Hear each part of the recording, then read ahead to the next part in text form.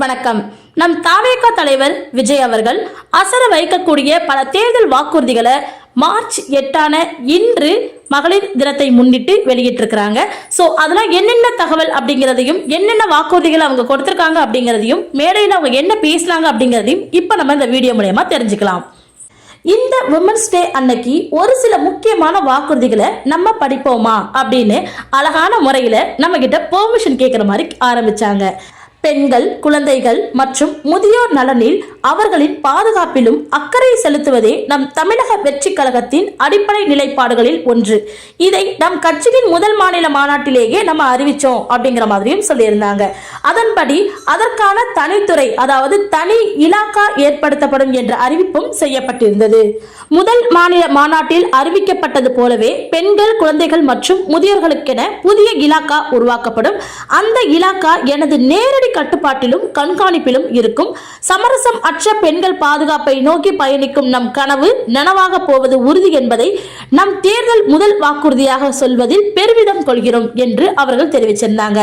அதைத் தொடர்ந்து இரண்டாவது வாக்குறுதியா என்ன சொல்லியிருந்தாங்கன்னு பாத்தீங்கன்னா, மதிப்புமிகு மகளிர் திட்டம், அதாவது மக்கள் பணத்தை மக்களுக்கே திருப்பி தருவது எப்படி, அது ஓசி அப்படின்னு கேள்விக்கு உள்ளாகும் அப்படிங்கிற மாதிரியும், எப்படி இலவசம் என்பது ஒரு ஏராளமாக பார்க்கக்கூடிய ஒரு விஷயமா மாறும் அப்படிங்கிற மாதிரியும், இப்படி வரையறுக்க எந்த அரசியல் கட்சிக்கும் அதே போல எந்த அரசியல் தலைவருக்குமே உரிமை இல்லை அப்படிங்கிற விஷயத்தையும் உறக்க சொல்லியிருந்தாங்க நம் தமிழக வெற்றி கழக தலைவர் விஜய் அவர்கள்.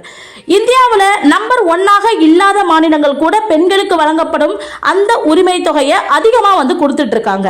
ஆனா மாதம் மாதம் நம்பர் 1 மாநிலம் என்று தாமே தம்மாட்டம் அடித்துக் கொள்ளும் வெற்றி விளம்பரம் செய்து கொள்ளக்கூடிய இந்த மாடல் திமுக அரசு மகளிர் உரிமை தொகை என்ற பெயர்ல மாதம் மாதம் 1000 ரூபாய் மட்டுமே வழங்கப்பட்டு கொடுத்துட்டு இருக்கிறாங்க. மக்களுக்கு அரசின் சார்பில் வழங்கப்படும் தொகையால அவங்களுடைய மளிகை சாமான் வாங்குவது போன்ற முக்கிய செலவுகளில் ஒன்றாவது குறைஞ்சபட்சமா பூர்த்தியாக வேண்டும் அப்படிங்கறத எண்ணத்துல கொண்டு அதனுடைய அடிப்படையில யோசிச்சதுனாலதான் நம்ம அமைக்க போற இந்த மக்கள் அரசு இனி 60 வயது வரை உள்ள அனைத்து குடும்ப தலைவிகளுக்குமே மாதம் மாதம் 2500 ரூபாய் வழங்கப்படும் என்பதை பெரும் மகிழ்வுடன் நாங்கள் அறிவிக்கிறோம் அப்படின்னு அறிவிச்சிருந்தாங்க. இதுல மாநில மற்றும் ஒன்றிய அரசு ஊழியர்களாக இருப்பவர்களின் குடும்பங்கள் மட்டுமே விதிவிலக்கு அப்படிங்கிற மாதிரியும் சொல்லியிருந்தாங்க. இப்படி செய்யறதுனால கூடுதலான குடும்பங்கள் பயனடைவதற்கான வாய்ப்பு அதிகரிக்கும் என்பதை நம் தாய்மார்கள் அனைவரும் மகிழ்வுடன் ஏற்றுக்கொள்வார்கள் என்பது நமக்கு தெரியும் அப்படிங்கிற மாதிரியான விஷயத்தையும் அவங்க வெளியிட்டிருந்தாங்க. அடுத்து 3வது திட்டமா அவங்க அறிவிச்சதுதான் அன்னபூரணி சூப்பர் 6 திட்டம். நம்ம வீட்டு பெண்களுக்கு பெரும் சுமையாக மாறி இருப்பது சமையல் கேஸ் விலை ஒன்றுதான்.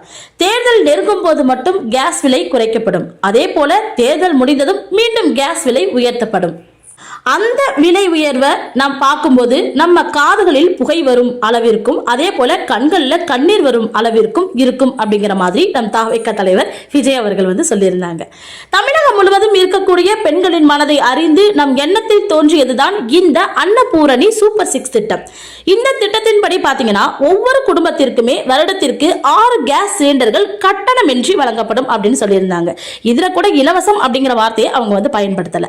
நம்மை சீராட்டி வளர்த்த நம் தாய்மார்களின் வயிற்றில் பால் வார்த்த திட்டமாக இதை அறிவிப்பதில் நாம் தமிழக வெற்றி கழகம் தலை நிமிர்ந்து பெருமை கொள்கிறது அப்படிங்கிற மாதிரியான விஷயத்தையும் அவங்க ஷேர் பண்ணியிருந்தாங்க.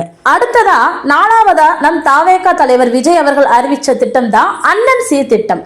அதாவது ஒவ்வொரு குடும்பத்திற்கும் பெரும் மகிழ்வை தருவது அந்த குடும்பத்தில் நடக்கக்கூடிய திருமண கொண்டாட்டம் தான். அந்த திருமண கொண்டாட்டத்துல எந்த வருத்தமும் இல்லாம மன நிறைவோட கொண்டாடணும். அதற்காகவே நம் தங்கைகளின் திருமணத்திற்காக 8 கிராம் தங்கமும், அதாவது 1 பவுன் தங்கமும், தரமான பட்டு சேலையும் தாய் வீட்டில் இருந்து அண்ணன் சீராக அளிக்கப்படும். இப்படியான அந்த மகிழ்வான தருணத்துல நம்ம பங்கேற்கிறத நம்ம தமிழக வெற்றி கழகம் பெரும் மகிழ்ச்சி அடைவதை தெரிவித்துக் கொள்கிறோம் அப்படிங்கிற மாதிரியும் சொல்லியிருக்காங்க. இதை தொடர்ந்து பேசிய நம் விஜய் அவர்கள் அடுத்து 5வது திட்டமா காமராஜர் கல்வி உறுதி திட்டத்தை வெளிப்படுத்தினாங்க. அதாவது கல்வி கண் திறந்த கர்ம வீரர் பெருந்தலைவர் காமராஜர் அவர்கள் அவரை கொள்கை தலைவர்களில் ஒன்றாக நாம் ஏற்றதுதான் நம்மளுடைய இந்த தாவேகா இயக்கம். அப்படியேப்பட்ட இந்த தாவேகா இயக்கத்துல நமது கல்வி சார்ந்த கனவுகளில் ஒன்றாக இருக்கக்கூடிய கல்வி இடைநிற்றல் என்பதே இருக்கக்கூடாது அப்படிங்கிறத உறுதி செய்யணும்.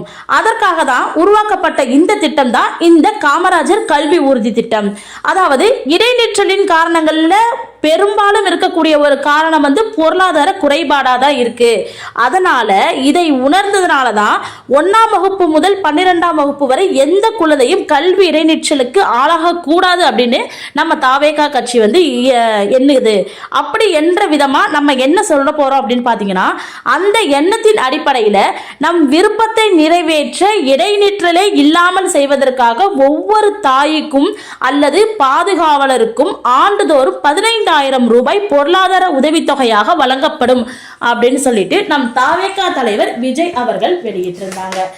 ஆண்டுக்கு ஒரு 12,000 நம்ம குழந்தையுடைய படிப்பின் மூலமா ஒரு வருமானம் ஈட்டக்கூடிய தருவாய் இருக்குங்கிற பட்சத்தில் கண்டிப்பா பெற்றோரோ அல்லது பாதுகாவலரோ அந்த குழந்தைய படிக்கிறதுக்கு முற்படுத்துவாங்கிறத நன்கு அறிஞ்சு இந்த ஒரு திட்டத்தை அறிமுகப்படுத்தியிருக்காங்க.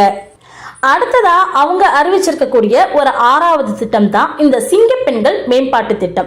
இது என்னன்னு பாத்தீங்கன்னா, நிலுவையில் இருக்கக்கூடிய கடன்களை திருப்பி செலுத்துவதன் மூலம் பெண்கள் நடத்தும் சுய உதவி குழுக்களுக்கு 5 லட்சம் வரை வட்டியில்லா கடன் நிதியை வழங்குவதன் மூலமாகவும் சுய உதவி குழுக்களின் உற்பத்தி திறனை மேம்படுத்தும் அப்படிங்கிற மாதிரியான ஒரு திட்டத்தை தான் அறிமுகப்படுத்தியிருக்காங்க நம் தாவேகா தலைவர் விஜய் அவர்கள். அதாவது சுய உதவி குழுக்கள்ல இருந்து பதிவு செய்யப்பட்ட அந்த MSME அப்படிங்கிறாங்களே அவங்க மாறுபவர்களுக்கு ஆண்டுதோறும் 5 லட்சம் வரைக்குமே வழங்கப்படும் அப்படிங்கிறது சொல்லியிருக்காங்க. அதாவது 100% மானியமாகவே கிடைக்கப்படும் அப்படிங்கிற மாதிரியும் அவங்க அனௌன்ஸ் பண்ணியிருக்காங்க. சோ இந்த ஒரு திட்டம் மூலமா வழங்கக்கூடிய இந்த 5 லட்சம் ரூபாய்க்கு வட்டியில்லா கடன் நிதியை நீங்க பெற முடியும் அப்படிங்கிற மாதிரியும் சொல்லியிருக்காங்க. இது மகளிர் சுய உதவி குழுக்களுக்காக அறிவிச்சிருக்கக்கூடிய ஒன் ஆஃப் த வாக்குறுதி அப்படின்னு தான் நம்ம எடுத்துக்கணும்.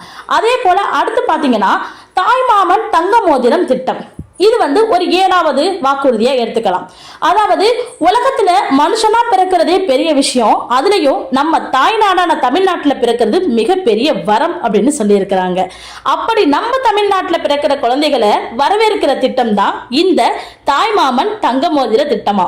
அதாவது தமிழ்நாட்டுல பிறக்கும் ஒவ்வொரு குழந்தைக்கும் அரசாங்கத்தின் ஆசீர்வாதமாக இந்த தங்க மோதிரம் வழங்கப்படும் அப்படிங்கிற மாதிரி சொல்லப்படுது. சோ கூடவே ஒரு பேபி வெல்கம் கிட்டையும் கொடுக்கறாங்களாம்.